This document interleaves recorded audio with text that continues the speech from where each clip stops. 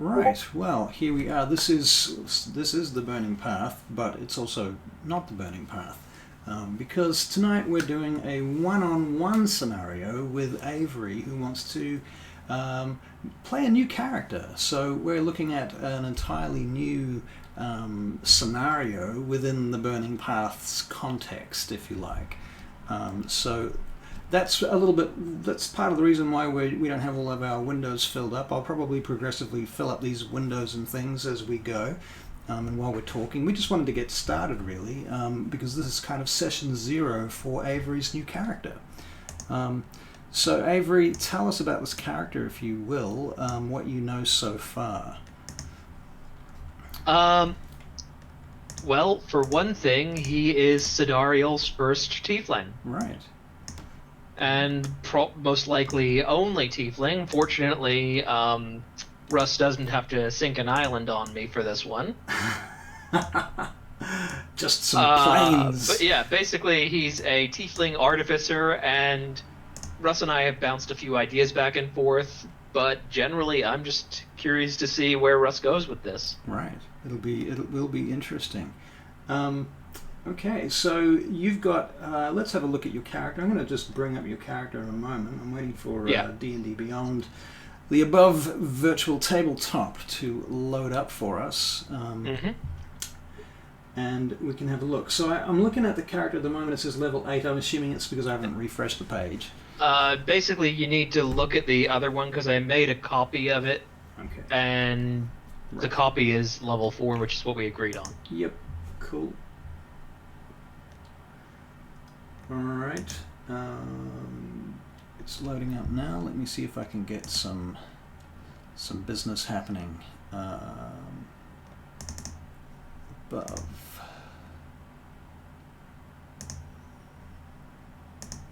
Right. So momentarily that will fill up. And we'll have some dice logs down the bottom and some maps, although to be fair I haven't actually prepared any maps. This game kind of was conceived this afternoon, so at this point it's very much in the rough. So yeah. Okay. Cool. Now, who have we got in here? Players. Cinder. So I'm going to play it that like Cinder is just what he goes by. Like he's got an actual proper demon proper devil name, yeah. But nobody can fucking pronounce it. Right. That Plus, anybody who actually has any experience with that is like, sorry, what did you just call yourself? Right. Exactly. Okay. But we're getting ahead of ourselves. We're getting ahead of ourselves. That's all right. What do we got here? That's a thing.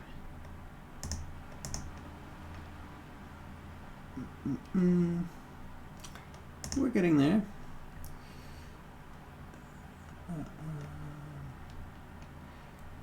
Okay. Well, here's the thing. How we're going to begin this is essentially that you are in the Blood War, fighting along the banks of the River Styx, and under this blood-red sky, and clouds and turmoil about you, and combat is going on in every which direction. Hey, Isaac, it has been a long, long time. How you doing?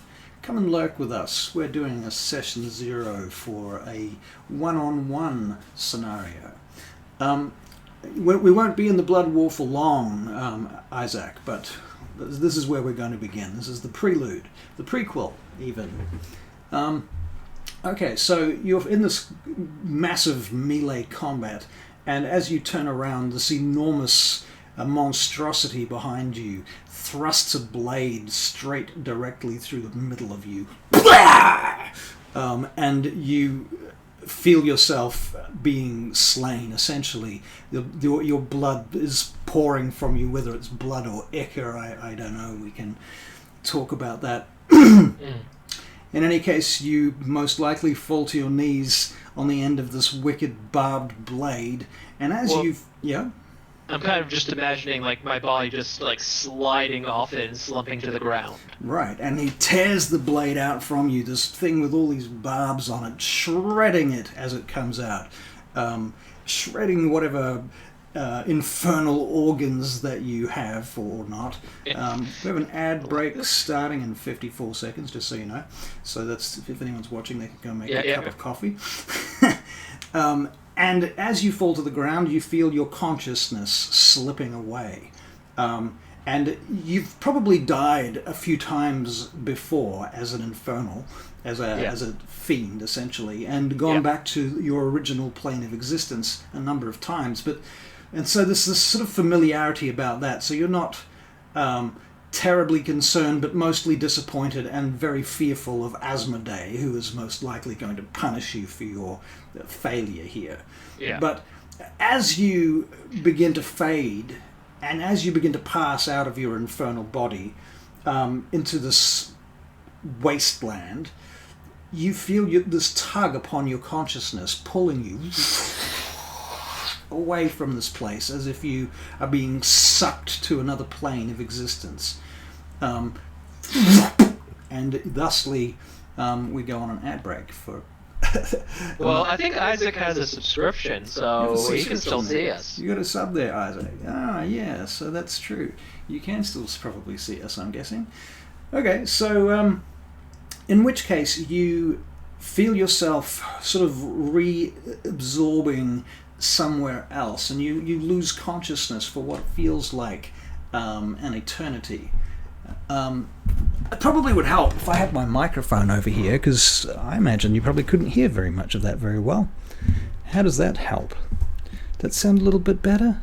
That does sound a bit better, and I am living for Isaac's commentary right now. Okay, so you are sucked to yet another plane of existence, and you begin to feel yourself reabsorbing over a period of what feels like eternity, until eventually you begin to gain consciousness, and you can smell sulfur around you, which is not unusual for you. And you begin to open your eyes quite painfully. Everything is on fire. Even your skin feels like it's on fire, and you can see lines and cracks of flame and wet molten blood or something cracks across your skin and flesh as you begin to open your eyes. And you, at first, perhaps sense horror because you are no longer who you thought you were. You are finding yourself in a much more fragile and frail body. This is the body of a tiefling. And you're on your hands and knees, and as you begin to look around, you get the glimmer of, you notice red robes and feet standing about just outside the edge of a large summoning circle that has been cast upon the floor of this ancient, dank chamber. Isaac, damn it, spilled my juice box on myself again. I always wake up covered in juice. What the hell? What the hell, Isaac? What are you doing? Well, remember, it's like he's obviously pretty wiped out, so... It must be late where you are. Well, I mean, he's in the States, right? Yeah. Okay, so at this point, what is our dear Cinder feeling and thinking? Well, probably more than anything else, just overwhelming confusion and then just this building anger. I mean, I imagine devils are quite often, especially the lower ranked ones, are quite often pretty angry anyway. Right. But it's just like, he's in a weird place, he's in pain. It's like, what the fuck is going on? And I imagine he basically drags himself to his feet, or at least attempts to. Yeah. And just kind of starts screaming at the figure in front of him. Probably not even, like, I don't know if he would even know common at this stage, but he's just kind of like screaming at them, saying, in Infernal, who the fuck are you? What the fuck did you do? Where the fuck am I? Right. Now, did you say you spoke Abyssal as well? I don't have it. I wanted to mess around with my sheet and added a bit on there, but I think he would be familiar with Abyssal if he's fighting in the Blood War. Right. Maybe not fluent, but, understands at least some of the words. Right. In which case, one of these wizards, you assume. I mean, I don't know. Have you met wizards before? Have you met? I mean, I'm sure they have wizards. Have you met a human the Nine before? Hells. I mean, it's up to you whether you. I mean, I'm not sure if they actually have. It's pretty unlikely, I think. I mean, they. You might see humans dragged down there occasionally by some devil's contract. You've probably seen human souls. Yeah. Yeah. Okay. I guess what I'll get you to do is make a nature check. Okay. Nature. Ooh, 22. Okay, now, curiously enough, that is... Oh, yeah, it did roll in the dice log. Look at that. The dice log is working. Yeah, it looks like it needs to be adjusted a little bit. But... Yep, I'm just doing that. Here we go. Adjust it to about there. I'm just going to say, Isaac, I'm sure you're being sarcastic, but I'd be surprised if there's very many druids in the Nine Hells. I would be seriously surprised. That would be quite shocking. Okay. Although, strangely enough, Vespera does speak Infernal. Vespera does? Vespera. Oh my god. It's like, I asked her why, and she just said, I just took all the fiery languages. The fiery languages. Okay. Alright, fair enough. Whatever works. Okay, so 22 on your nature check, in which case I feel that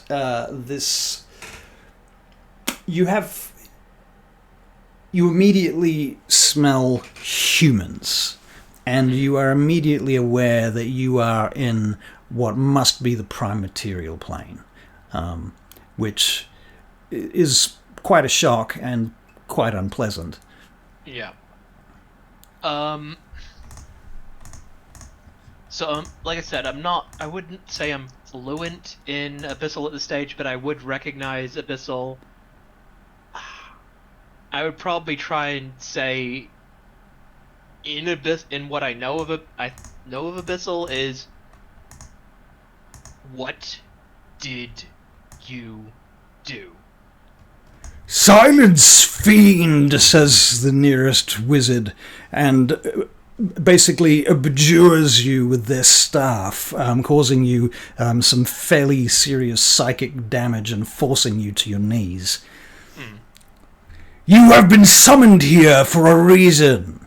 And at this point, as I say, they're speaking Abyssal and not Infernal. So do you want me to do a check to see how much of that I understood? Yeah, I think that would be worthwhile.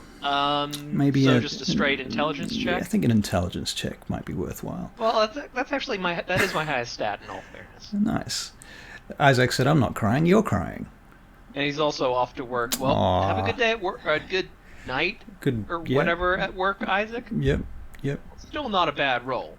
17. Very nice. Okay. Yeah, I think you pretty much get the gist of that. Yeah. Okay. We miss you too, Isaac. I miss your halfling.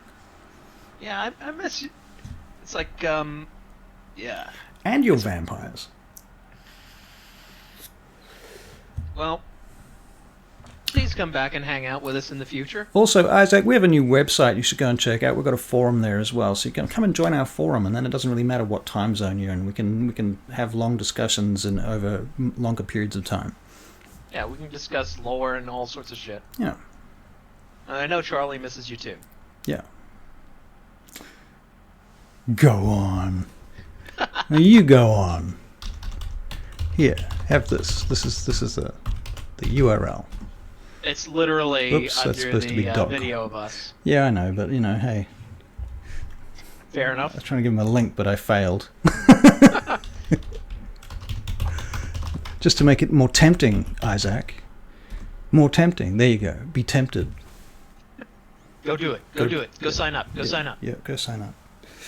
Okay, very well. So you have appeared, you have been abjured, you realize pretty quickly that whoever this is has fairly significant power.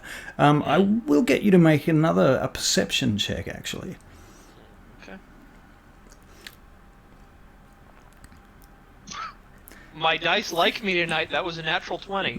Wow. Okay, you are, on the one hand, feeling the sort of sting of the magical whip, so to speak, from this wizard, but on the other hand, you immediately realize that your bond with Asmodee has been broken. I think he would just have this look of absolute shock and confusion on realizing that. And I know they told him not to speak, but he would probably actually say Asmodee and start looking around. You will not find your master here no longer. Now you are mine to command.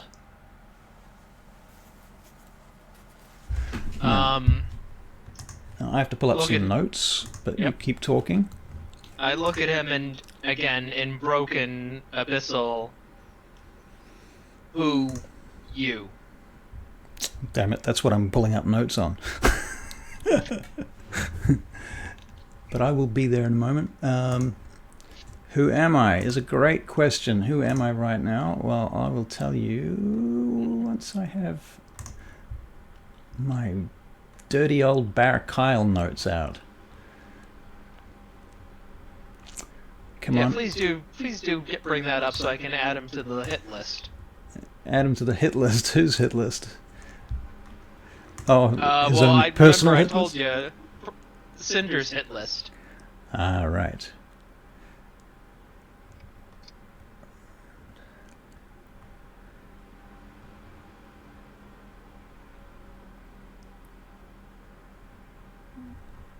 Names.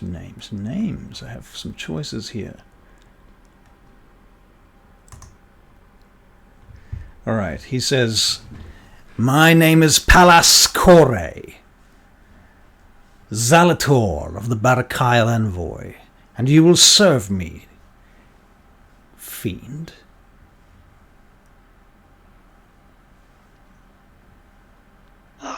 He doesn't say anything, he just kind of like crosses his arms and looks at him. Now, you notice that there are at least 2 other apprentices in this room. Now, I think at this point he would be starting to look around the room, like not like majorly turning his head and body, but just kind of like glancing around. Side to side, yeah. Okay, so you see the arches and pillars and the sort of various areas within this chamber. The central chamber, and then outwardsly it's broken up with pillars and arches in a much bigger chamber, if that makes sense. So you're in the center of all of this where the circle has been cast. And you can see that there are sigils and wards across the floor, but also on the pillars and even the ceiling. These wizards seem to have made quite some preparation for this. And there is an altar nearby, upon which you may notice some chains and what almost appear, I don't know whether you would know what, no, you definitely would know what manacles are. Yeah. I mean, it's like they definitely have them in the 9 hells. It's like there are, I mean, again, you might change your setting a bit, but in canon there are cities in the hells. Yes. So there's some level of civilization. Sigil. Just keep sigil out of this. Sigilization. Sigilizations. Yes. Right. Okay. So, at this point, he commands these 2 apprentices to begin to approach the circle. And one of them picks up the manacles off the altar, while the other one holds a staff pointed at you, as does the original primary wizard, whose name I said was Pallas Kore. Yeah, that's right. Pallas. So just want to find him on my list so I can highlight him. Yeah.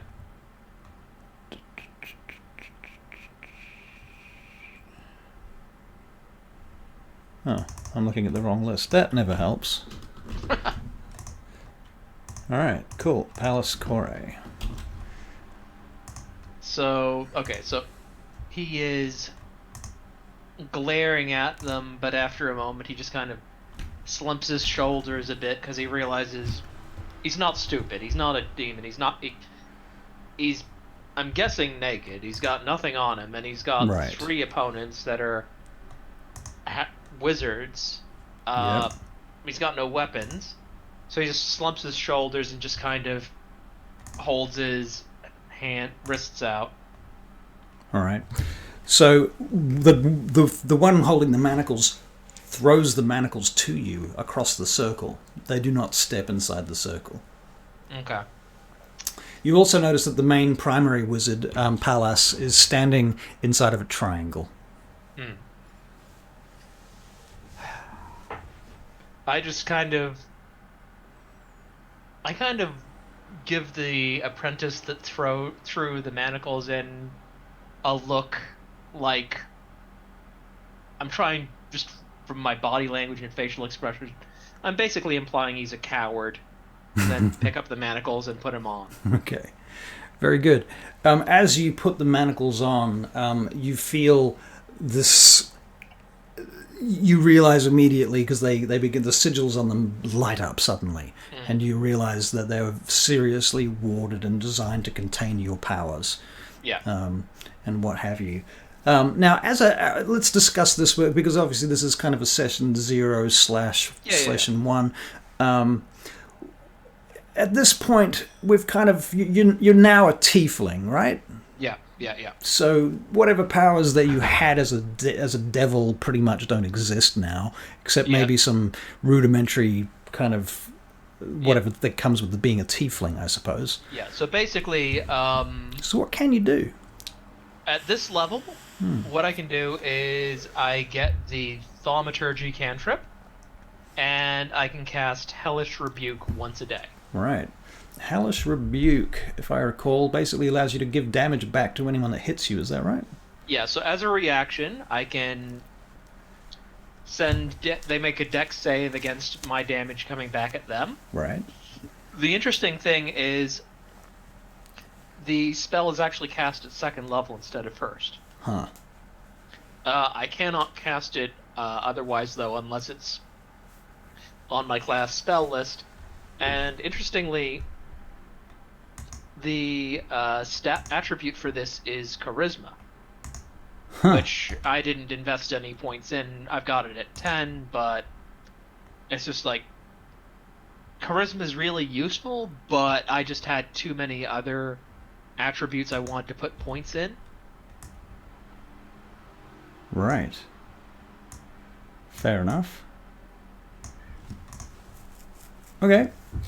In fact, I'm just mucking around with the stream here at the same time. So, yeah, I can see you doing that. Yep. Put this up here for now. And when we need that window, we'll just pop stuff into it. Okay. All right. So basically, the long story short is that they lead you. They end up putting you in a cell, so to speak, where you're under watch. And after some time passes, one of these wizards comes to you in the cell. You're still manacled at this point. And long story short, I think rather than playing out every detail of this, because I think that would be a bit too tedious, they interrogate you to find out what you know, and where you're from and who you are, pretty much, all of that sort of stuff. And they test you to find out what you can do. So I'm imagining sort of several weeks or even months pass in captivity in this respect. Would that be about what you would expect? I mean, I imagine I imagined longer than that. I kind of imagined like years. Right, right. And I imagined it was more than just like testing what I can do. I kind of imagined like, testing his resistance to various things as well. Right. Yeah. Well, that's definitely what I'm thinking along those lines. I Yeah. would have said years, but I also wanted to give you some agency to not. Yeah, no, no, I kind of imagine like, yeah, this is obviously they just got their hands on something weird. They're wizards. Right. They're going to try stuff until they run out of things to try.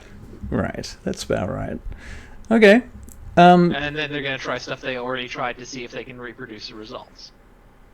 That seems reasonable. Now let's talk about your class. So you are a artificer of the battle. What do you call it? Battlesmith. So Battlesmith, basically, right. one reason I chose that is because battlesmiths are proficient with martial weapons. Right. And then they have the added thing, if it's a magical weapon, they can attack using their intelligence instead of strength or dexterity. Okay. It's kind of like Hexblade, but it's any magical weapon, not just your packed weapon. Right, that's handy. Okay. But non-magical weapons, or if your weapon becomes non-magical, like if you enter an anti-magic zone or something, you're back to using your base attributes. Right. Okay.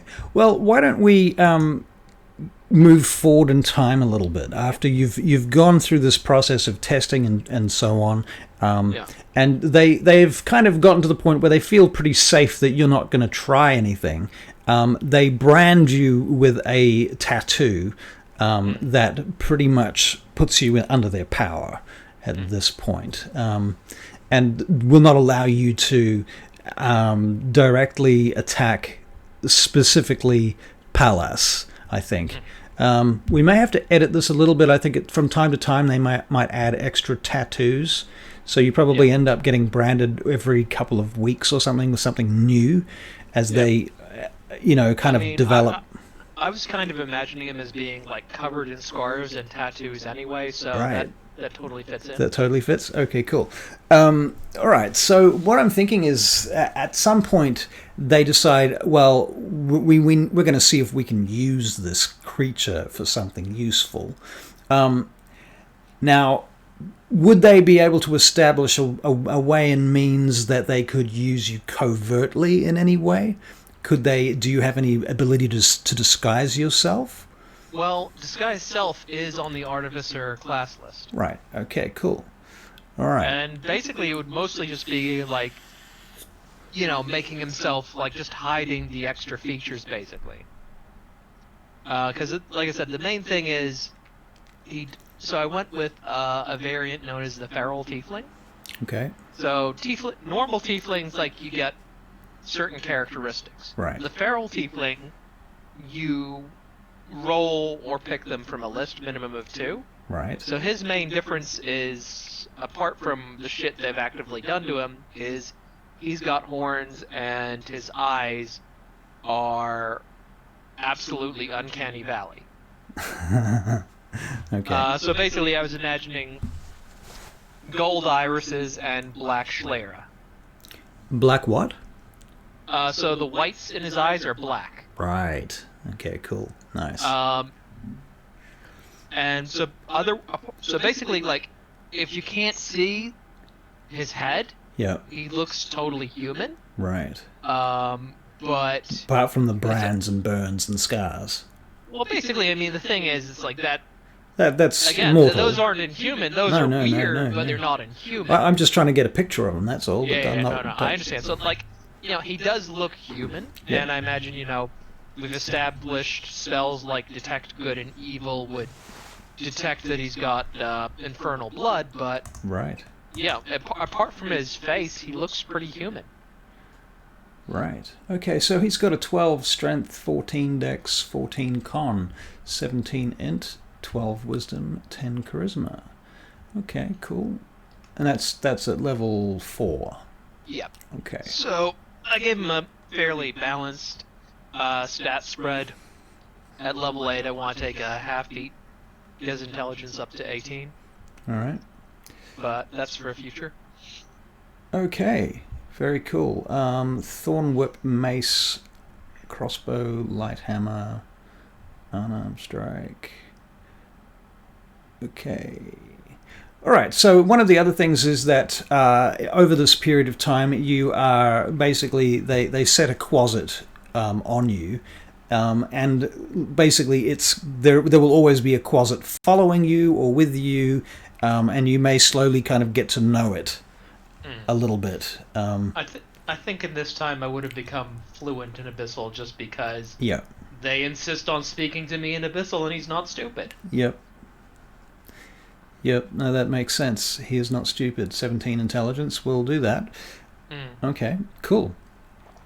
All right, so eventually what they do is they, after many, probably maybe, let's say 2 or 3 years, you get the impression by this point that you are some kind of secret project. And they are keeping you very much away from the rest of the Wizards of the Barakyle at this point. You are under some kind of special program that involves a few people, but certainly not a lot of people. You know, there wouldn't be more than 5 or 6 people that even know you exist altogether. And they come to you with a mission. And Pallas... I think he comes. How about you tell us what your chamber looks like after these 3 years? What you've been living in, what you've been feeding on, how you survive, what your cell/chamber is like now.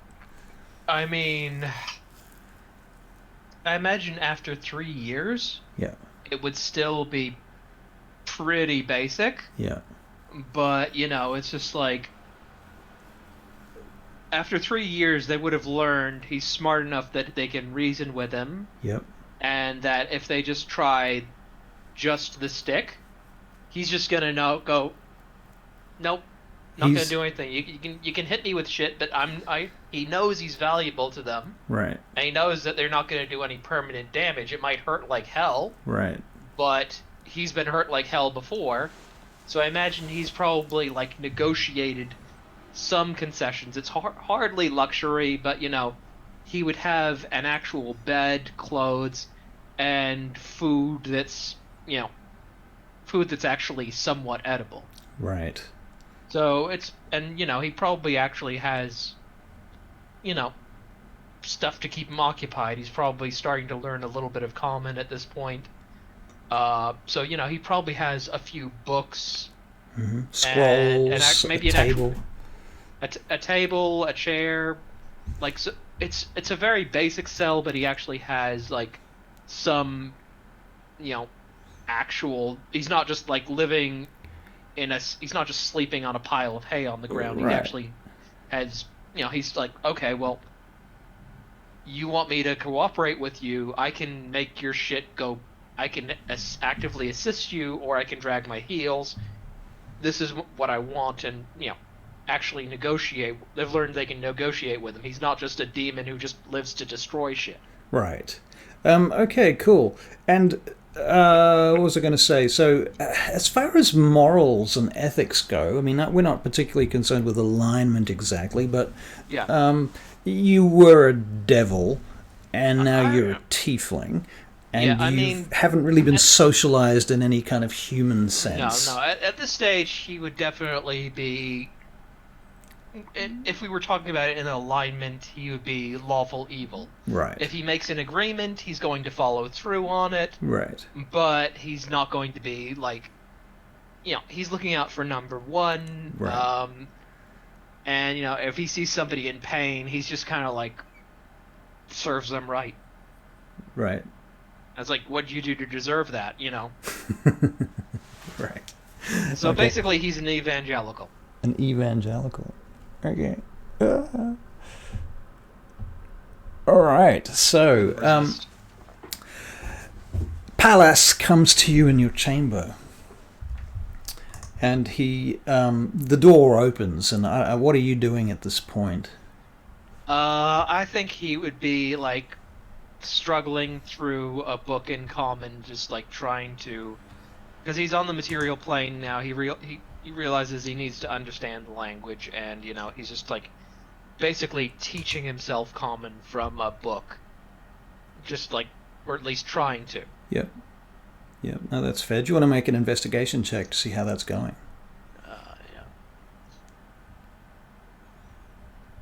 Yeah. 9, so not that well. Not that well. So maybe he's reading one of the various histories of the Moldrayan Protectorate or something. Yeah, something like that. My camera's being a dick. That's always fun when it does that. Oh, it's back. It's back again. Yay. Okay, well, the door opens and Pallas is standing at the door, and there's two of his apprentices behind him. You may notice that one of these apprentices has some new trim on their robes, as if perhaps they've been initiated somewhere or somehow over the intervening 3-odd years that you've been here. And they step into the room. They seem like, Pallas seems fairly casual at this point, but the other two still seem kind of defensive and prepared for anything. At this point, you've got a number of brands on you now and wards that largely protect them from any kind of attack that you might choose to make. And I think that he's smart enough to know that biding his time and waiting for an opportunity is the best option. Right. So Pallas takes back his hood, and he's this sort of older man with short cropped white hair. Also has slightly strange eyes of his own accord. And at this point, you know what, you can make an Arcana check. Yeah, it's not great. No. 7.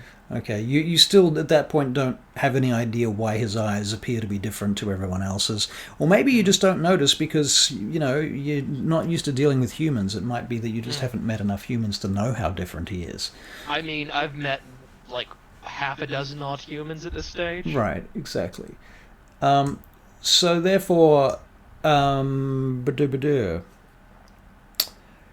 yes, he steps in. We have an ad break in progress for 1:23. We have 5 viewers currently, so maybe we'll just chat for a minute until we catch up with them. But yeah, what I'm essentially thinking is that he's going to send you on an assassination mission.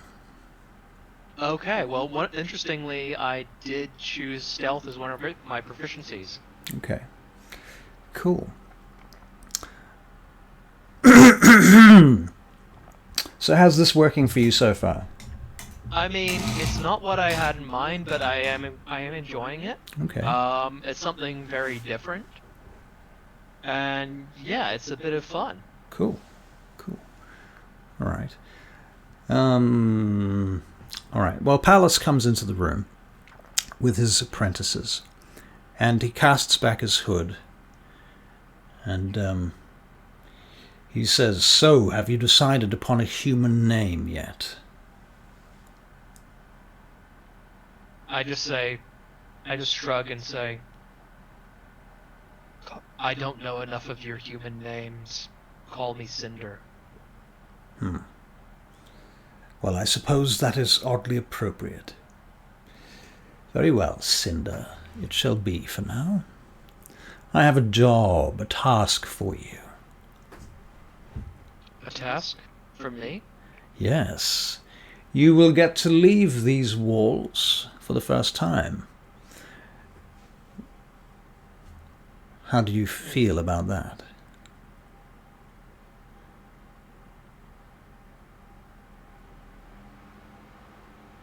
I'm curious, but mostly about what your motive is. Well, our motive is to discover how effective you will be for us. Ah, I see. What do you need me to do? I need you to find your way into the Tower of Art. On the 3rd level, there is a study behind the library. There you will find a member of the envoy named Rosamund Ashford. I wish you to bring me her heart. I see.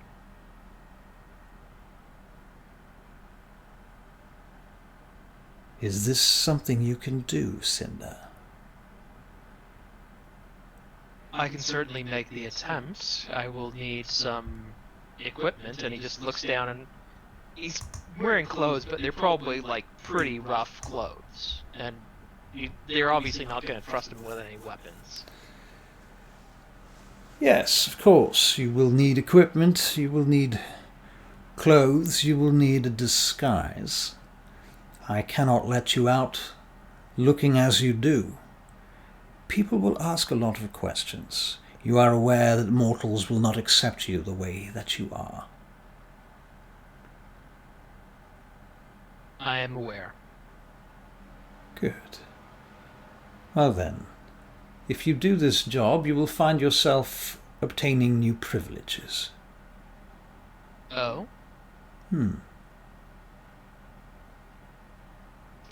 I see.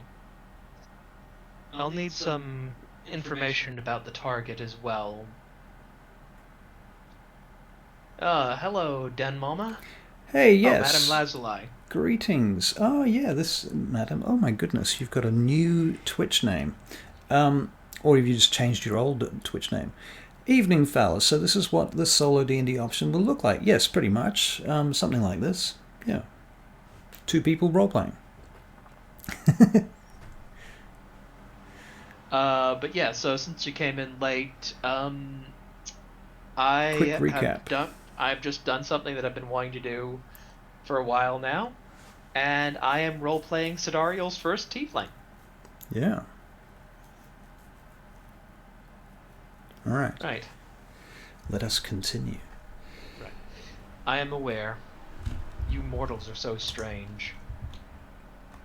You wish to have information on your target. That is reasonable. It will make me more effective. Indeed it will. Well, Rosamund is a member of the Assembly of Mages.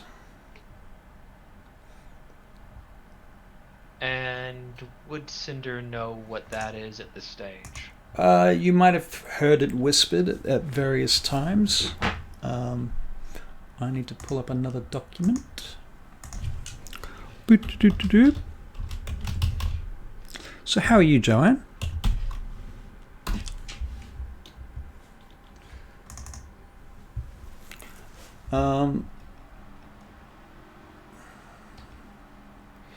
She is a servant of the Council of Scepters. I see. On this note, she is something of a proficient wizard, but she will have her guard down at this time. This is the time where she will be most vulnerable. I see. I take it she is some rival of yours? You might say so, yes. I too am upon the Assembly of Mages, and she has blocked my attempts at various times to change policies. I see. Her family have been a blight on this place for some time, and this needs to end. And I should like to see it end in the most, fitting manner. She should die painfully. I see. For this she will be rewarded.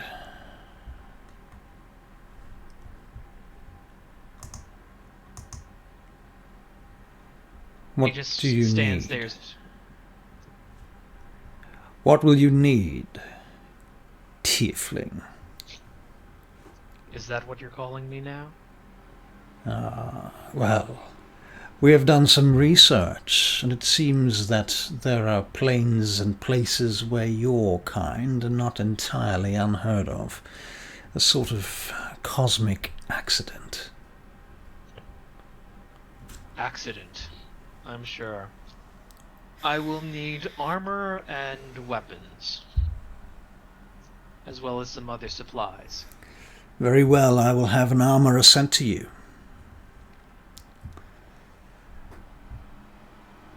This will need to take place upon the morrow. Are you prepared for that? Can you be prepared for that? I will do my best. Excellent. Excellent. Very well. And he turns and leaves, and you hear him say something about fetch so-and-so the armourer. And they head off. Within a few hours, this dwarf appears at your door, who comes in with a bunch of, like a hand truck full of tools and armour and shit on it, and starts unloading a whole pile of, equipment to set you up with a suit of whatever armour. What armour did you end up choosing for your character? Well, just because it's like starting level gear, I just went with a chain shirt, which is the basic medium armor. So technically the starting gear is scale mail, but I didn't like that it gives disadvantage on stealth, and I decided I would rather have the one less AC and not have disadvantage on stealth. Right. That's fair. A shield would be useful. That's not included in the starting gear, but I would definitely pick one up if that's an option. Yep, I can give you a shield. Okay. Yeah, okay. All right. Okay, so you collect your stuff and so on and so forth. And the armourer sets you up with this business. I can probably give you a +1 magic weapon of some description. Well, because I'm an artificer, You don't need me. I can make my weapon into a +1. Very good. So basically, I've only got the... That doesn't happen to stack on top of a magic weapon, does it? No, it has to be... So basically, artificer infusions all have to be on non-magical items. Right. What the annoying thing is, D&D Beyond counts like mithril and adamantine armor as magical. Right. So I can't infuse it. Like, some DMs I've heard homebrew that yes you can, but by default I can't. Right. Fair enough. Okay. So I would like some better weapons than what I've got, because I've only got like simple weapons. I can't use martial weapons. Well, then, yeah, you can certainly get some martial weapons. Okay. So what I will do is I will grab a... Now, as much as I want a heavy crossbow, that would probably draw too much attention. Like walking around with a heavy crossbow on my back, because those things aren't small. No. I mean, you can have one, but whether or not you want one is up to you. Yeah. I'm just thinking I probably don't want one. I imagine like So obviously the Barakyle have mercenaries around. I imagine swords are probably the most common weapon they have. Yep, swords, staves, of course. But yeah, swords, daggers, staves. But it's not like they don't have warriors here. They do. So there are other weapons available.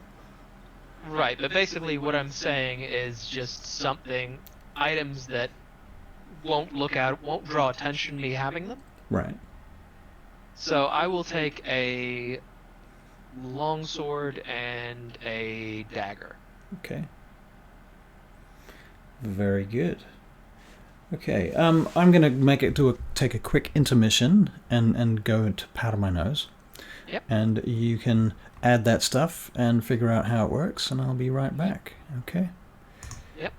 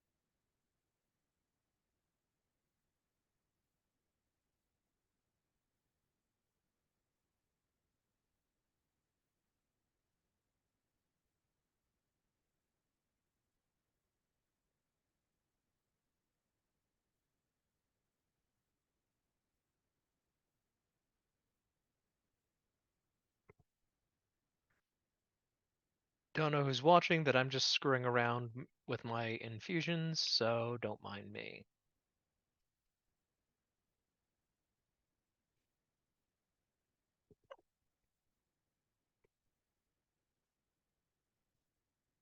Okay.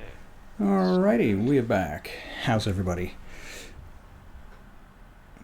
How's Well, I'm that certainly going good. with the adding of the equipments and so forth?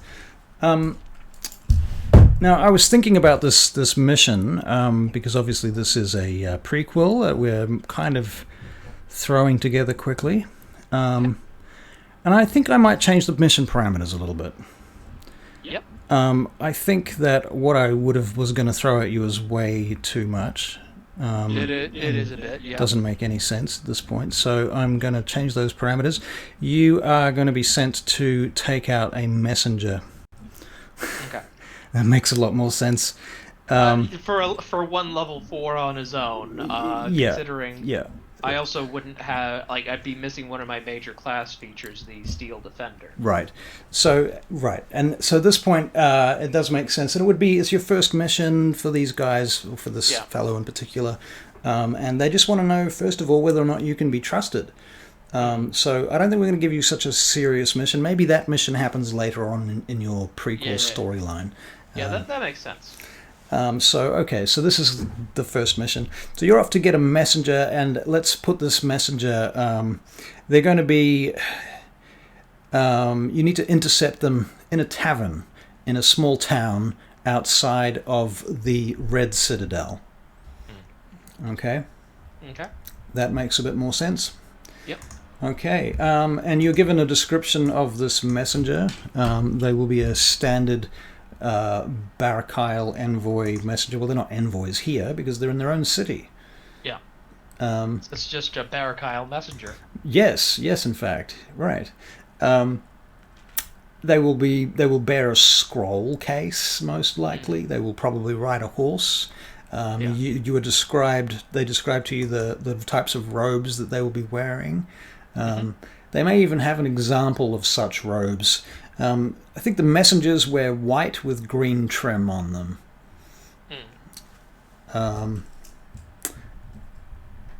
And they are supposed to deliver this message to somebody in the tavern, but you need to stop that happening. Do you have any questions or thoughts about the mission parameters?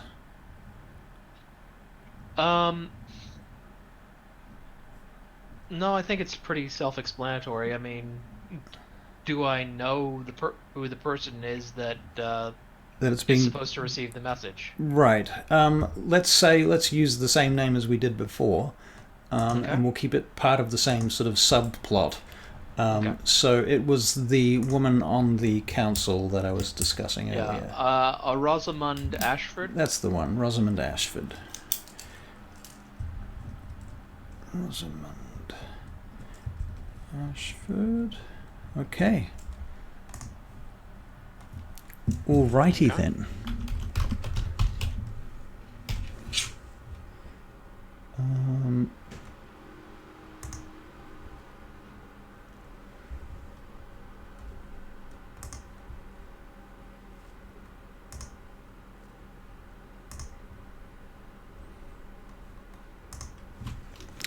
Cool. You are probably also made aware that these messengers have... actually, the messengers themselves don't have any familiars, but sometimes when the messengers are sent by wizards, they are sent with a familiar that keeps an eye on it. So part of the parameters here, I think, might be to make sure that if there is any familiar that's guarding the scroll, make sure they don't escape. I see. Okay. Very good.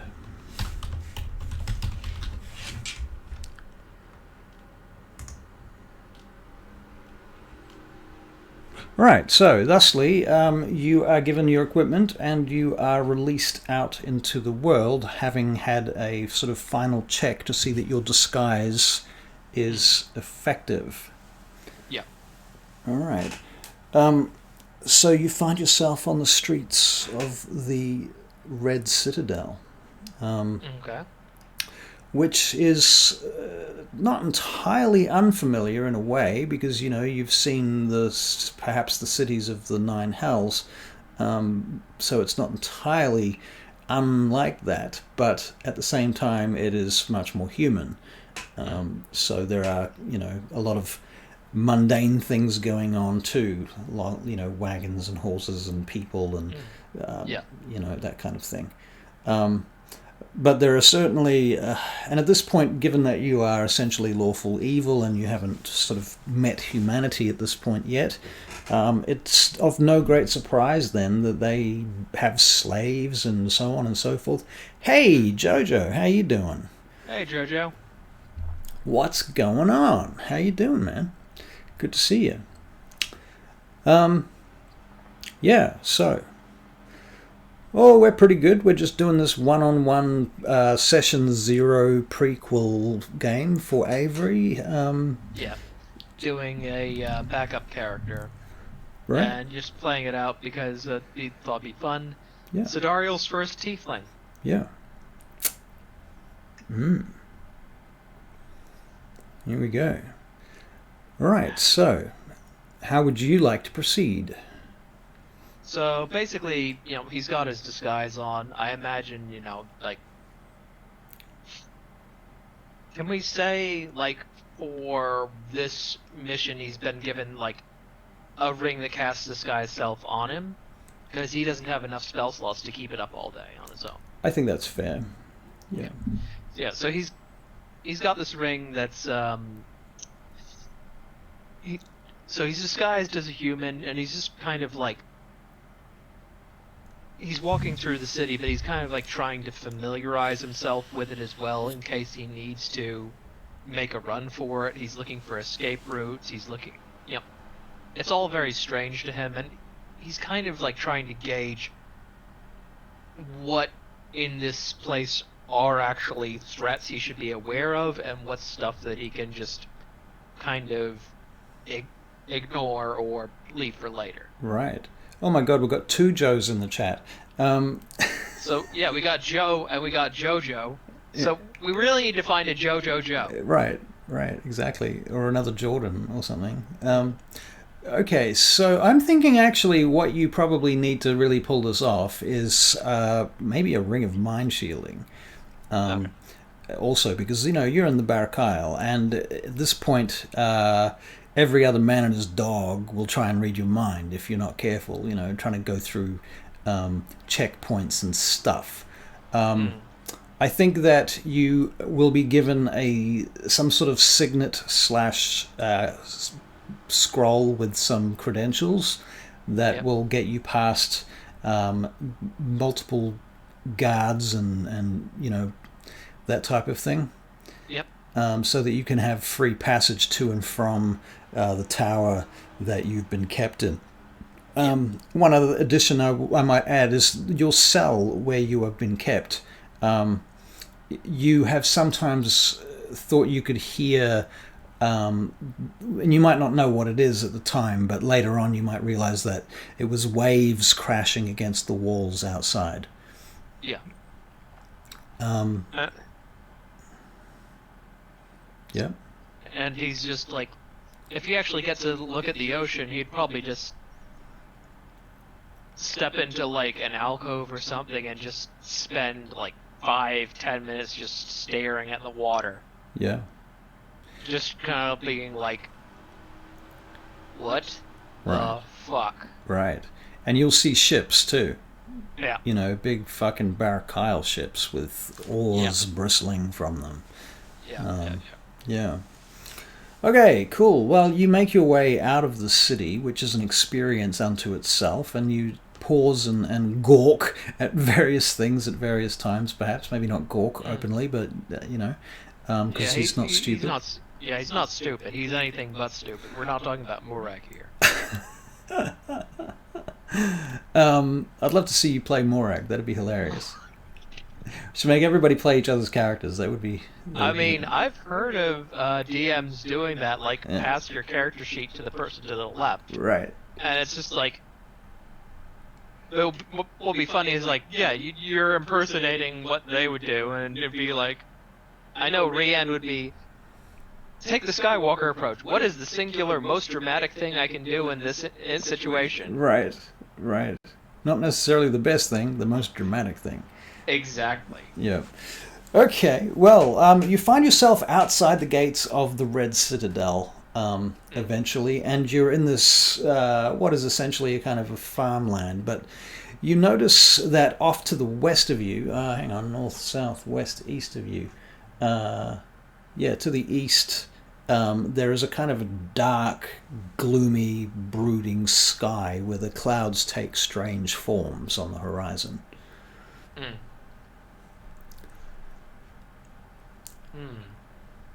Various horse riders and passerbys go past you heading through this way out of the main gates, out into the fields beyond. And in the distance you can see the township to which you are required to head to. It's one of a number of towns that are part of what you learn are called the Girdle. I see.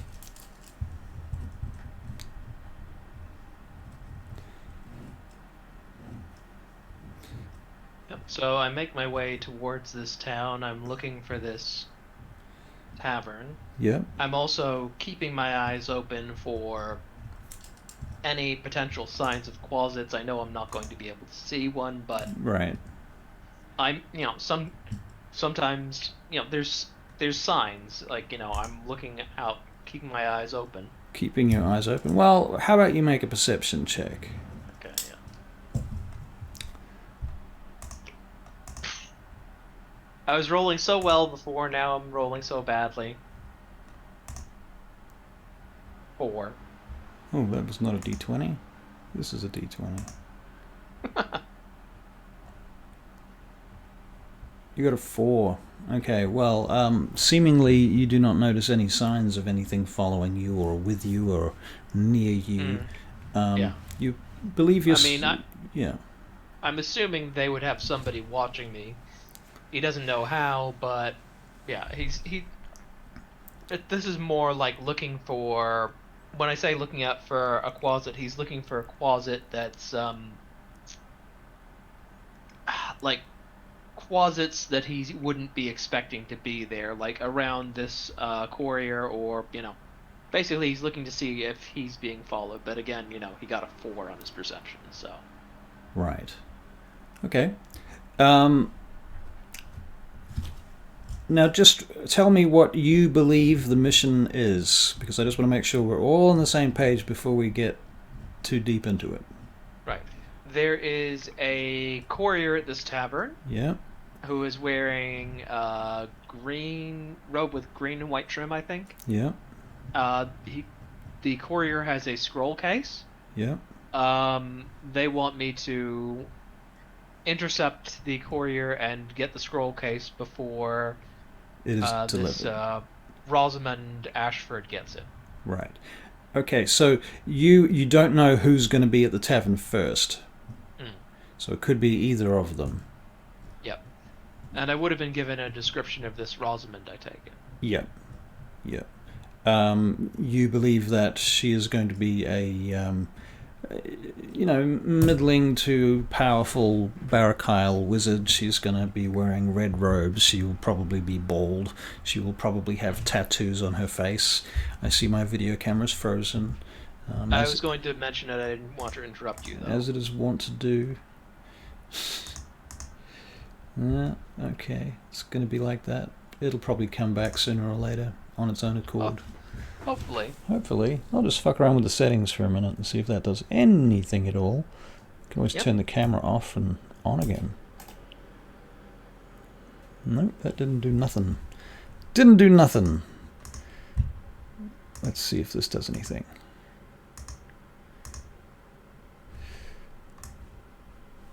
Well, that's at least not terrible. Okay. Well,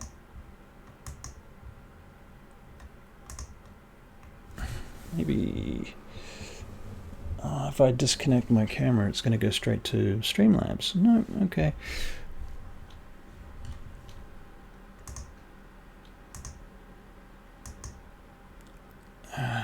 All right, I'll just leave it there for a minute and see whether time will fix it.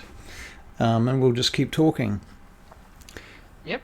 Okay, so you eventually come to this town, and there's a gate outside the town and some arches, and you see that there are two Barkyle archons with white masks standing on top of the basically on top of these pillars at the front of the town.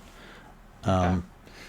And you've been warned about them. You've some idea that the archons are quite powerful and they will fuck you up. And they also may have the power to recognize you if you're not very careful too. And you don't want to get caught by them. No. So thusly you head into the town, and you can make an investigation check. Okay, hopefully this one goes a little better. Oh, 23. 23? All right. So your investigation reveals that you find the tavern, first of all, and looking inside the tavern, well, I think the first thing we should talk about is the fact this place is full of humans, lots of humans and lots of smells and things. A lot of that might be quite distracting at this point. I mean, I imagine I would have been through the city, so it's not the first time, but yeah, it's probably a bit distracting. Especially the tavern, because it's sort of much more densely populated all of a sudden, you know? And there's music and things, and you're sensing humans with human emotions around you. You know, albeit this is in the center of Barkyle, so how subdued they might be and how truly happy they might be are different questions, but certainly emotions you've not struck in your lifetime before. So, what, wisdom save? Yeah, why don't we do a wisdom save? That does make sense. Well, not terrible. 13. 13. Okay, yeah. All right.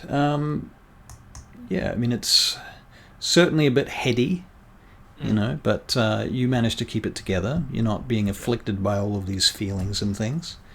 And looking about inside, you spy some red robes. I see. A woman matching your description.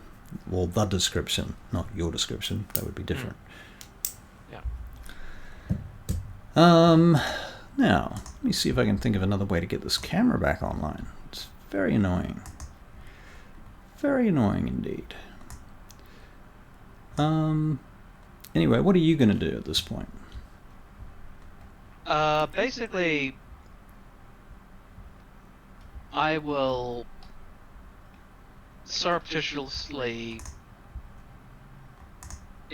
just try and examine her a little bit, not staring at her, just I imagine. Oh, there you go. Yeah, I just added a new video source. Well, that seems to work. I subverted the problem. Yeah. So basically, I'm just kind of imagining that. I mean, I would have been told a little bit about human customs, and I imagine they have something like taverns in hell. Right.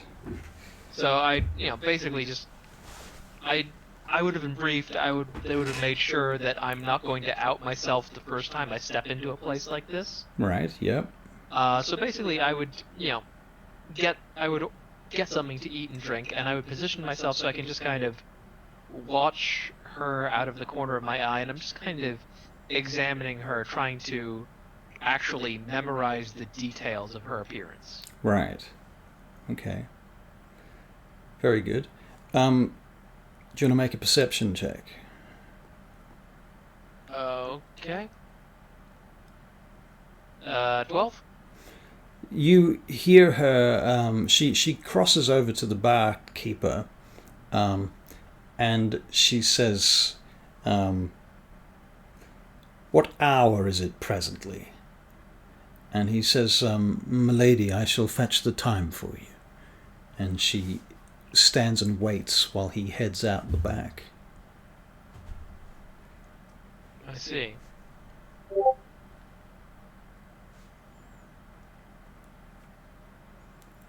So basically, I'm not going to approach her. I don't know enough about her to bluff. I don't have the deception skills.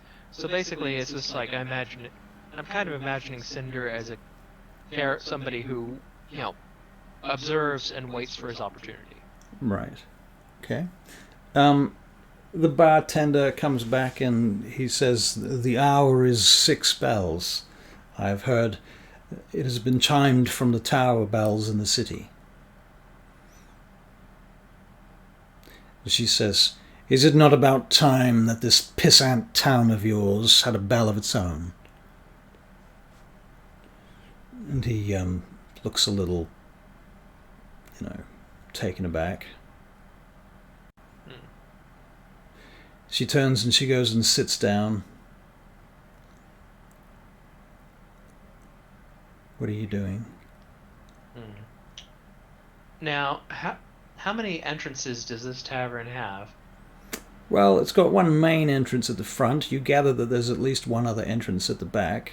Okay. Right, so basically... So there's only really one major entrance, though. Like, somebody coming in would come in through the front door. Most likely. Okay. I'm just trying to think of, with my skills, how could he actually intercept this scroll case?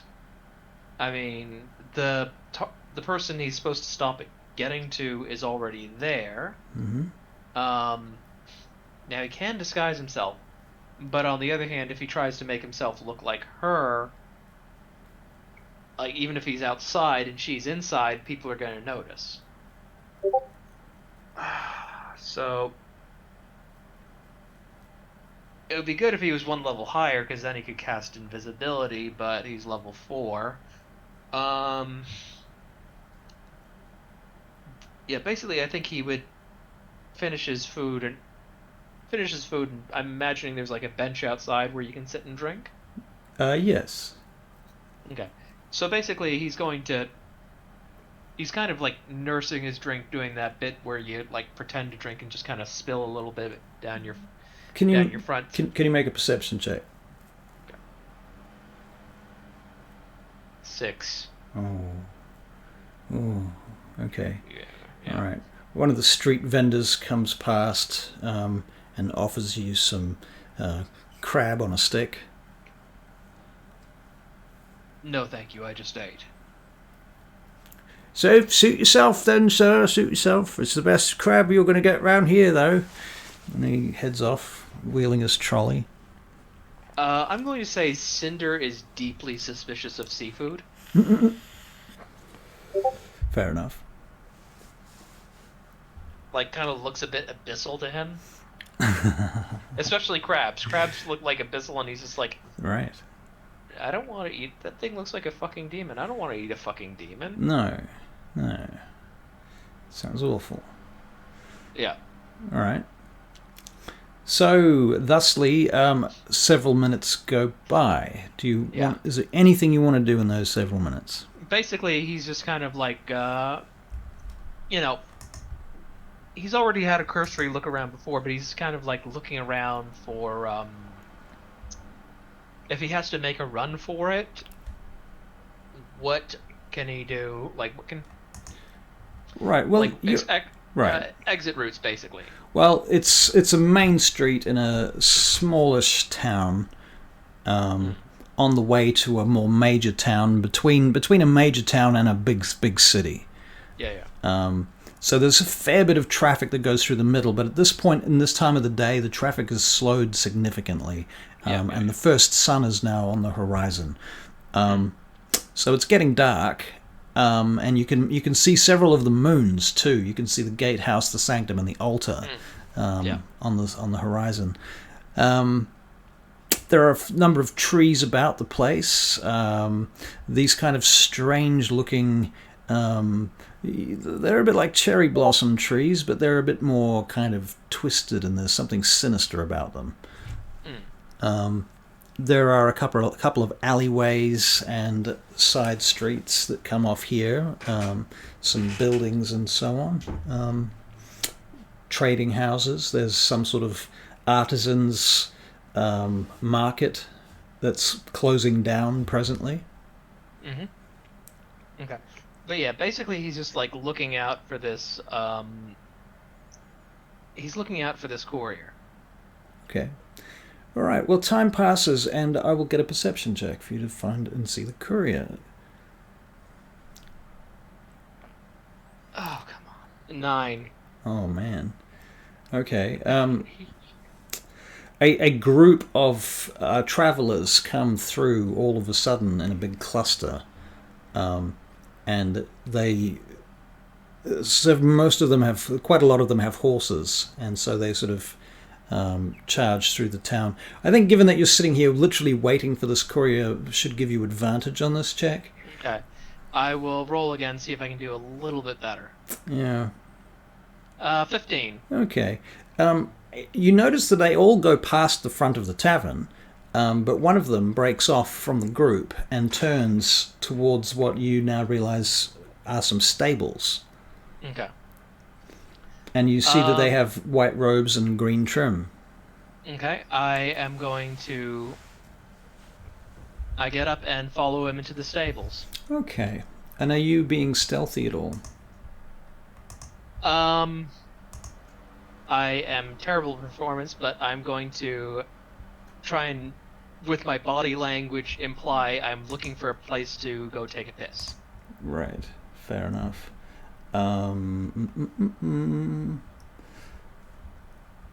need to edit this encounter because it turns out that I've still got Zor and some others in here. Okay, that's a little interesting, but yeah. Yeah. It's like how'd they end up in Barrack Isle? Right. Right. Okay, cool. All right, and why are they still there? This doesn't make sense. Because D&D Beyond is fucking stupid. D&D Beyond. Yep. Hide. Hide. No, not view. Hide. Oh my god, stop opening character sheets, you fucker. Hide. Okay. And close. And save. And I'm going to get an initiative check in a moment. Here we go. Roll for initiative. 11. Okay, very good. Okay, so you head into the stables following this courier, and you see them handing the reins of their horse over to the stable boy, who takes it and tends to the horse and what have you. I'll get a perception check. Because I love perception checks. They're the most... You do love perception checks. I do. That is a 19. A 19. Well, you notice that amongst the things that he takes from the saddles, the saddlebags, is indeed a scroll case. And you notice the horse seems to be a little bit agitated.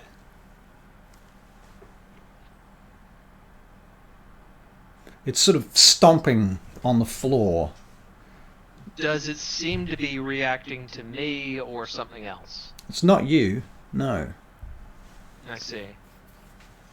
Can I do an investigation check to see if I can see any signs of a closet, like footprints or anything? Sure, yep.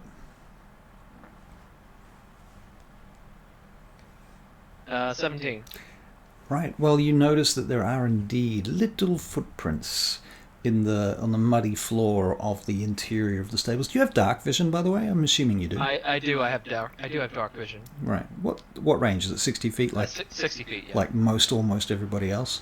Pretty much, yeah. It's like, barring a few exceptions, 60 feet is the standard. Okay. All right then.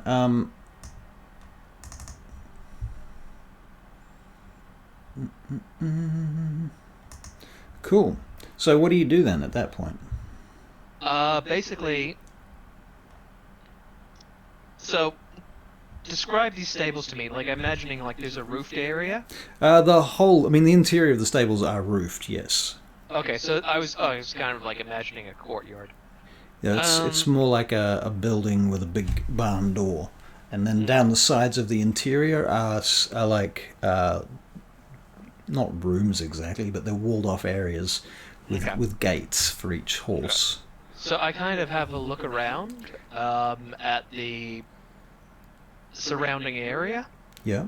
Like basically like noting basically if there's any other ways in and out of the stables to the street. Right. There's a door at the back of the stables and a door on the side. The door at the back seems to go to another street, and the door on the side appears to go to an alleyway.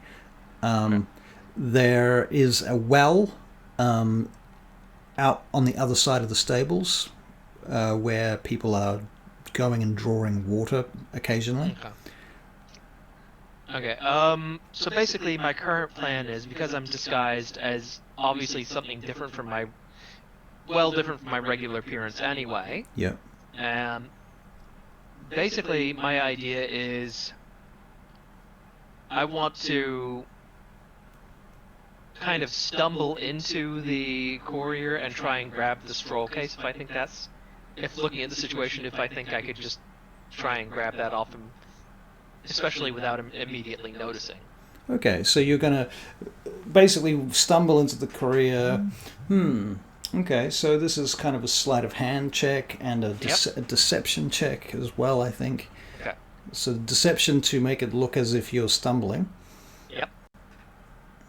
So deception... Oh, natural 16. Okay, that's pretty good. So you do appear to be stumbling. That's a good start.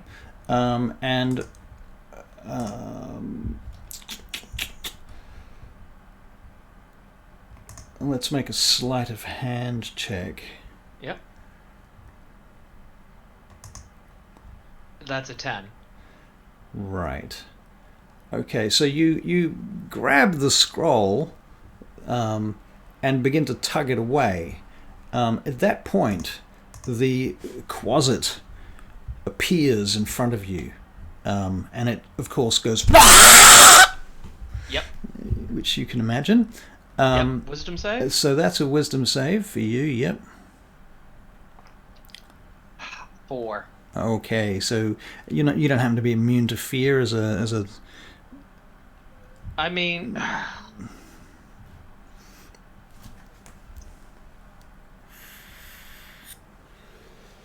I'm just thinking, because I do have a spell that I could have cast in advance that would make me immune to fear, but I didn't say it, so...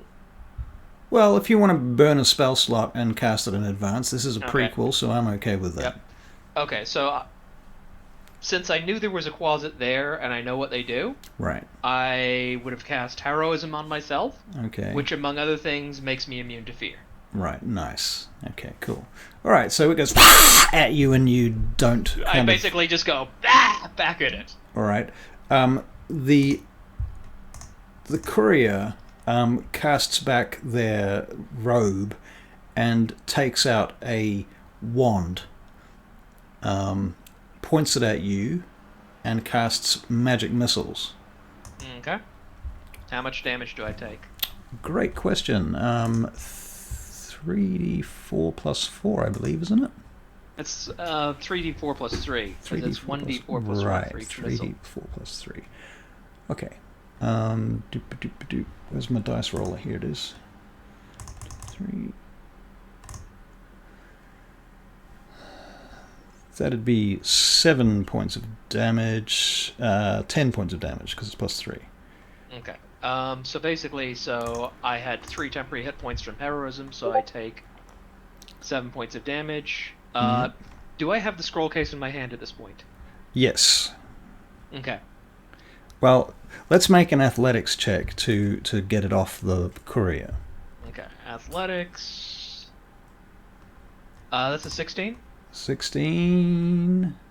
Hold the line. Where did that roll Strength for you. Okay, you totally pass that. He fails with a 4. Okay. And you pull the scroll case out of the courier's hand. Okay. It's now okay. So the Quasit had a surprise attack. The courier had an attack because they had initiative. Yep. Quasit gets their turn now, and they are going to try and. Here we go. Helps when you clicked on the right thing. Goes for a claw attack. Attempts to climb up your body and claw you at the throat. So he rolls a 21. I assume that hits. Yeah, that hits. How much damage? So it does 4 points of damage. However, you do need to make a Constitution saving throw. Okay. That's a 10 on the con save. 10 on the con save. That meets and beats this con save. Okay, good. I was a little worried because that was not my best roll. Not your best roll. Okay, now it's your turn. Okay, why have I got Feralt in this fucking campaign? Oh my god. Because you've still got it from it's in the same encounter from Monday. That's what's going on. Okay, let me edit the. No, you know what? Fuck it. It doesn't actually matter. Yeah. Okay, so it's my turn. So first thing that happens, because I've got heroism up, I get 3 temporary hit points. Yep. Right. I am going to disengage. Yep. Run 30 feet. Yep. And then bonus action, cast Expeditious Retreat, and run another 30 feet. All right. So I'm now 60 feet away. I'm now out of the building. And basically I would have, like I said, I would examine the area. So I'm basically, I know it's not a big place, but I'm looking for like an alleyway and at the same time item interaction. I would have stuffed the scroll case into a backpack. Okay. All right. So that's what you're doing. You're running. Yes. Okay. So I moved 60 feet. All right. Very good. The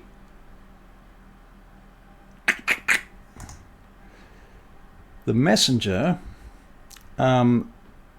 goes to his saddle and actually gets on his horse. Okay, now I didn't go out the main door, I went out the side door you mentioned. Okay, which one? The one at the back to the other road or the one to the alleyway? The one to the alleyway. Okay, very good. So, obviously, he just came in on a horse. I'm not going to go down a way that's easy for a horse to get into. Fair enough. All right, the Quasit is going to give chase.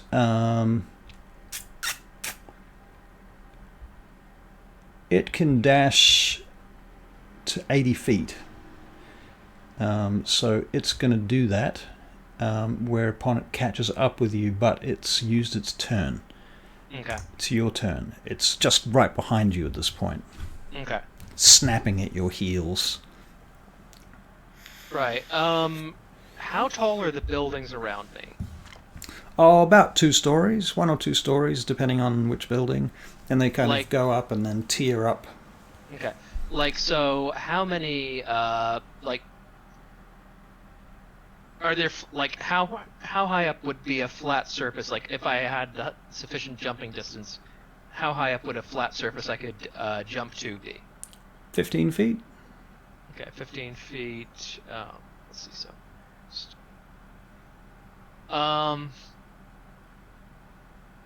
Now, remind me, can Quasits fly? Quasits, can they fly? Depends on what form they're in. Okay.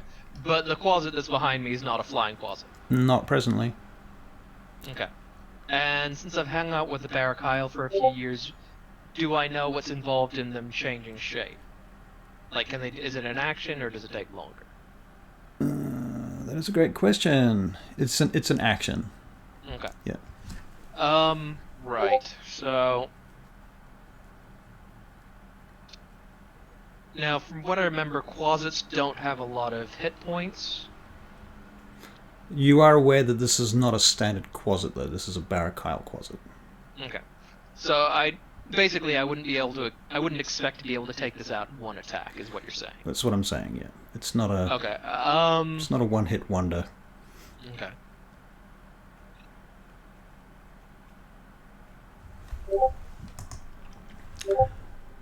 Okay, I'm just thinking. So how long is this alleyway? Oh, 50 feet? And how far into it am I? Moved 60 feet, including the stable, so... Right, so getting out of the stable, a little bit of a weave between things to get out, so we'll call that 30 feet. You get to the exit, so you move 30 feet, so you're 20 feet from the end of the alleyway. Okay. Yeah. Okay.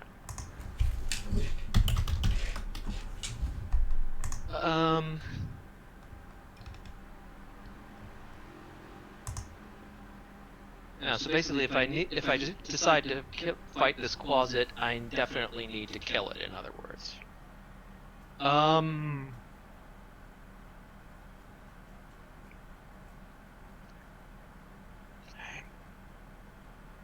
So basically, got two things.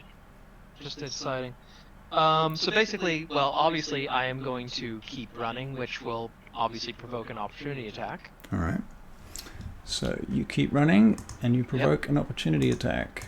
In which case, your dear friend Quasit goes for another bite at you, and that is a 21 to hit. Which again hits? Yep, 6 points of damage from piercing, plus a DC 10 Constitution saving throw. Well, that was a 23 on the con save. Nice. Okay, so you do not take any further damage from that. The horse comes out from the back end of the alley behind you. What are you, 40 feet from you, I think? No, 30 feet from you. So it's at the other end of the alleyway? Yeah. Okay. Okay, so I have movement. And the horse, I've got Expeditious Retreat, so I'm using my bonus action to dash. So if I don't use my action, I've got 60 feet of movement. Right. Just think about how tall horse with rider is. Now, I can also cast Jump, and the interesting thing about Jump is it's not a concentration spell. And that triples my jump distance. Now, nice. The thing is, though, D&D has rules for horizontal jumps and vertical jumps, but it doesn't have rules for the arc of your jump if you do a horizontal jump. Right. Which obviously there is. So. Well, I think you'd split the difference. Okay. Now, how tall would you say the rider on the horse is? Okay, well, the rider would be 4 feet off the ground, and then probably to clear the horse and the rider, which I assume that's what you're asking. Yes. You would need to be able to jump 8 or 9 feet, I think. Maybe call it 9 feet to make it totally clear. Okay, so. And when you say split the difference, between the distance, exactly? so what's if you take the distance that you can jump horizontally and the distance you can jump vertically? Yeah, I'm not really worried about the horizontal distance, just being like able to do an arc over him. So if I cast Jump, I have a vertical jump of 12 feet and a horizontal jump of 36 feet. Wow, how does that even work? Okay, I don't think it's a problem, and that's not a problem.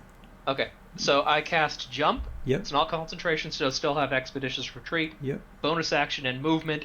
I just go clear over him and the horse. Okay. Now, I imagine this is a relatively narrow alleyway, so turning Yep. the horse around isn't going to be Yep. easy. Correct. Yep. Um, Still have the problem of the closet. The closet needs to get past the horse, though.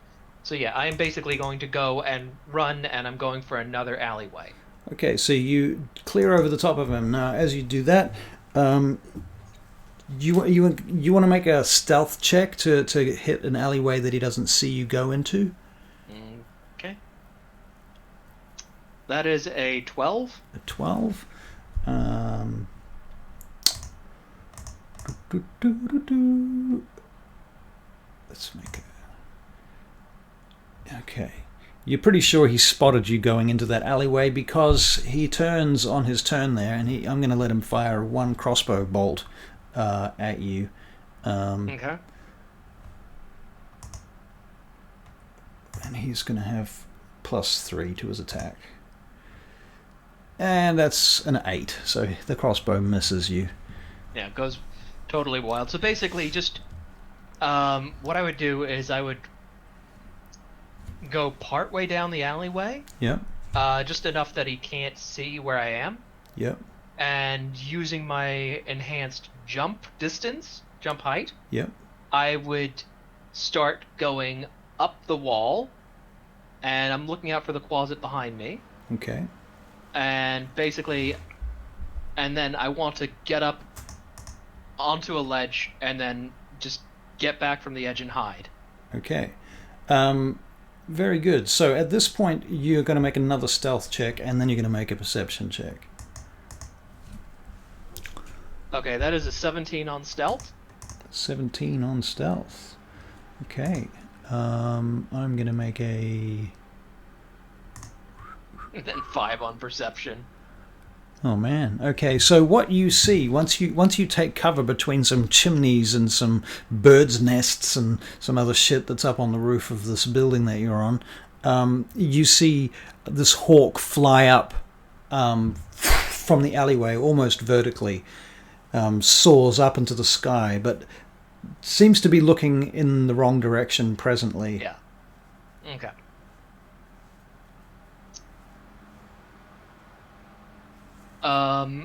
Then you see the horse come out from the alleyway at the bottom. You've still got the scroll case in your hands. No, as I said, I put it into my bag. In your bag, right. And on my turn as my item interaction as soon as I got it. Right, gotcha. And on my turn, yep. I am going to use Disguise Self to change my appearance again. Okay, cool. All right. Then what? Basically, I wait until everything has gone past, slip back down, climb back down the wall, and just start calmly walking in the opposite direction. Okay, as you're coming down the wall, you hear the blast of a horn. Okay. What direction is the horn coming from? It's coming from the direction of where the horse was. Okay. The last place that you saw the courier. Okay.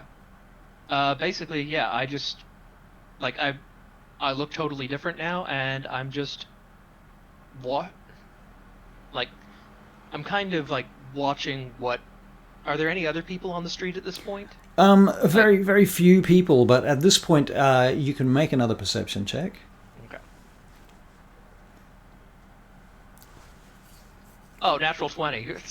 Right. Sure, now I get a great perception check. All right. In the distance, then, you are able to ascertain the sounds of soldiers and guards making their way out of their guard towers onto the streets. Now, I imagine anybody else on the streets is kind of like hurrying to get out of the way. Yep.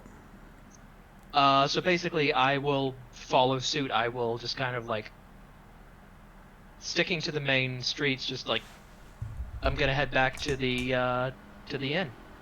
All right. So you head back into the inn and step inside, and you see that Rosamund Ashford is still there, and she's looking quite agitated. And she stands up not long after you've come into the inn. and she heads out the front door. Mm. You hear something about, "Milady, you cannot be here. There is some activity afoot." And she says, "Truly, Squire, what sort of activity are we talking about?" And she says, "My lady, I cannot say. It is against my oath to disclose such." "You can tell me, friend." Yes, my lady. There has been a courier has been attacked." "A courier, you say?" "Just now." "Indeed, my lady, a courier. From the girdle belt." "I see. That is not good news. When did this happen? Where? Take me to the location." "Yes, my lady." And they wander off. Okay. Now, obviously, I've been given some money. They're obviously going to be looking for me. So, now, would I have been given some way of preventing them finding the scroll case by divining magic, or would I have been told if there were, like, wards on the scroll case? I'm imagining I would have been given some specific instructions, like, do I bring back the scroll case intact? Yes. Do I take out the item? Because obviously they're going to notice it pretty quick. It's missing pretty quickly. I think that I don't think they gave you specific instructions. I mean, I kind of... Okay. Yeah, I mean, we They're talked just seeing about what it. I can do. Okay. Yeah. So I would get a room Okay. at the inn. Yep. And go up to the room. Mm-hmm. And I would examine the scroll case, like, looking for any sort of wards on it. All right. You want to make an Arcana check? Okay. 21. Yes, there are definitely wards on it. Okay. In that case, I am not going to crack it open. Unless I think that I can... With a 21, do I think I can bypass them? You doubt it. Okay. I mean, you could dispel them if you have dispel magic, but you'd have to dispel... I only have first level spells, right. So no. Okay, so I'm not going to risk opening it. I am aware I'd say I'd be aware that there's magic that can locate objects. Mm-hmm. Probably going to be... which I imagine they'd probably try using at some point. What I would do is, because you said it was... The suns were setting, it's already 6 bells. Basically, I would stay in my room for a little while. Yeah. Basically, until the second sun had gone down. Yeah. And basically, like, the guards are looking for the person that the courier saw, who's, like, that appearance doesn't exist anymore. Yeah. So I imagine, they're going to be settling down after a while. Now, this town, does it have, like, a wall around it, or just, like, a guard post at the front? It has a guard post at the front. Okay, but you can get out of the town without going through there? You can. Okay. I mean, so basically, I am going to wait until dark, wait until the soldiers settle down. Yeah. Then just slip out of the room, slip out of town. Very good. I will get a stealth check. Okay.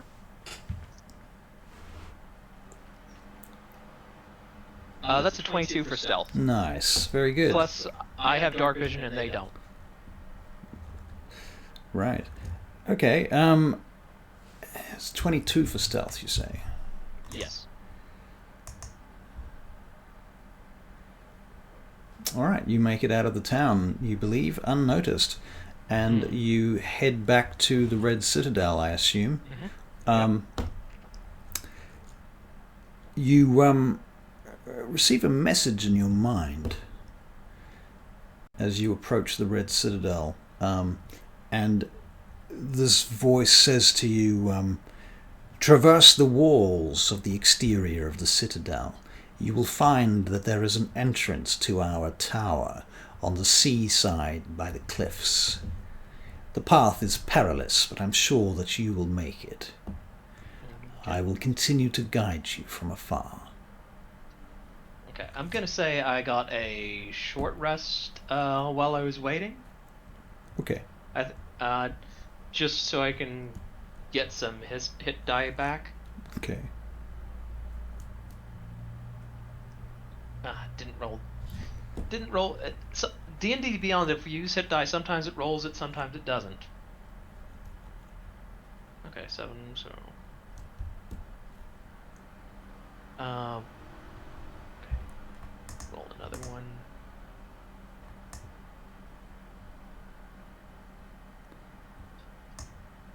Okay, so I'm back at full health.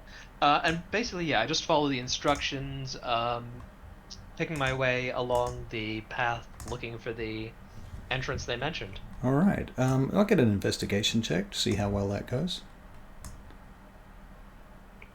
13? Yeah, good enough. All right, so you make your way back in through the back entrance of the Red Citadel, and you sneak in and are able to get back to your quote-unquote master palace. And you have the scroll, I assume. And he just opens his bag and hands over the case. Very good. Well done. You have proven yourself worthy thus far. Soon there will be another test. I see. However, in the meantime, I will grant you some privilege. What is it that you desire?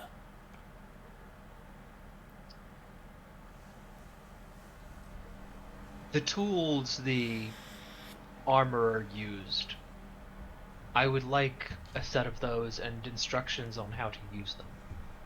I see. He works with fire. I like that. I will fetch the armorer for you. You can have 3 days training with him. Very good. I suspect you will pick up this skill quickly. It looks satisfying. I'm glad. Very good then. That will be all for now. You have done well, Cinder. I shall make sure that you are fed properly. None of those crabs, though. I see. They remind me too much of demons. Interesting. Very interesting. I would have thought that you would not have cared for the fears of cannibalism. I am not a demon. Well. They disgust me. I see. He takes out a notebook. So he hasn't realized that I'm infernal, not demon at this stage? Oh, I think he's got some idea, but I think that these differences, as far as they're concerned, are kind of somewhat moot. They only care about what they can use you for. Oh, interesting. I mean, that's the thing, is you on the one hand you might be able to summon something, but you might not really know what you're dealing with. Yeah, and I don't think... I think, you know... I mean, obviously we're doing things for story reasons, but if they'd actually screwed up and gotten a relatively powerful demon, a devil, I don't think they would have been able to handle it. Right. Quite. Okay, well, is there anything else that you would like to add to the tail end of this little short adventure that you want to go into? Basically, there's a couple of things that, like, not going to roleplay it out, but I'm going to say that because he picked up, obviously picked up Smith's tools reasonably well, I'm thinking they probably would have given him some additional training, because I do have some other proficiencies that some of them are class, some are background, that I think it would make sense that they might think that actually this might be useful for him for training. Right. So, like, if he's going to do infiltration type stuff again. Right. So the other ones I've got, I decided to go with calligrapher's supplies because that kind of ties in with forgery kit, which is one of the things I gave him for his background. Yep. As well as thieves' tools and tinker's tools. Right. Tinker's tools, I'm not sure exactly how we justify that. Maybe that comes later. Right. But thieves' tools, if he's doing infiltration stuff, obviously thieves' tools are useful. Right. Well, why don't we put him up to 6th level for the next... I don't know if you want to do another one-on-one... Well, basically, we'll just, I figure one-on-ones when Sunfall falls through are a good option. I'll level him up to 6th level now, because that gives him some fun stuff. Right. Exactly. Actually, 6th level works really well thematically because the 6th level feature is tool expertise. Right. So I'm thinking sort of 6th level is about the point where he gets out of the confines of Barakyle. And perhaps they send him on a mission that involves traveling to Dagdagiel by ship, and that's where he makes his escape from. Sounds good to me. All right. Very good. Yeah, and so by that point you will have learnt those various class features and things that you will need for the next sort of section of your backstory. Works for me. Cool bananas. Yep. Excellent. All right. Well, thank you, Avery, for a great night. I hope that was a satisfying little story. It definitely was. Cool. But yeah. It was a bit different to what you expected, I take it. Well, basically, I mean, different is good, though, because it's no fun if I know what's coming. Right. And it's like, it is a puzzle, and it's like, it's a lot different when you're playing solo rather than playing with a full party. Right. How did you find that?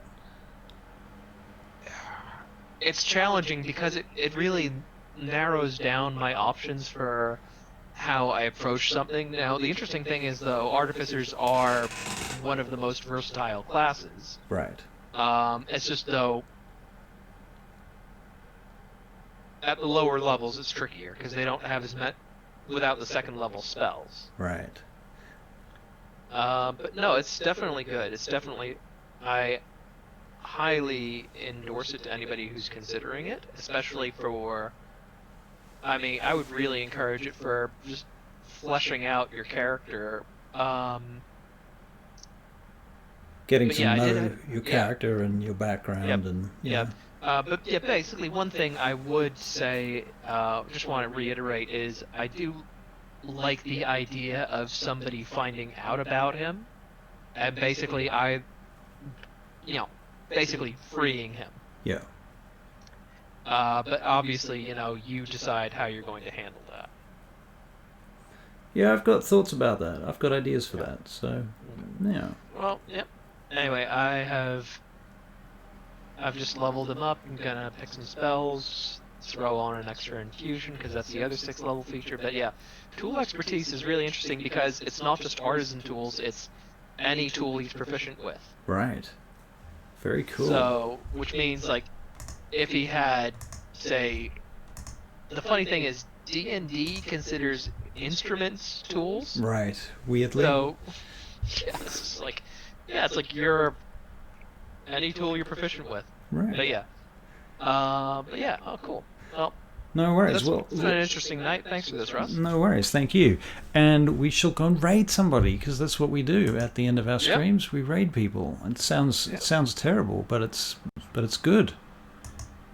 Weirdly enough. Who shall we raid this evening? Let's see who's raidable. Well, I'm not raiding anybody that's playing Baldur's Gate, just out of pure jealousy. Oh man, I after we raid somebody, I should tell you about some of the interesting stuff in there, because it's like, it is interesting comparing it to D&D. Right. Or I might raid GM's Workshop for fun. Let's do that. They've got 57 viewers. We'll go and say hello to them, and then I'm going to drive home.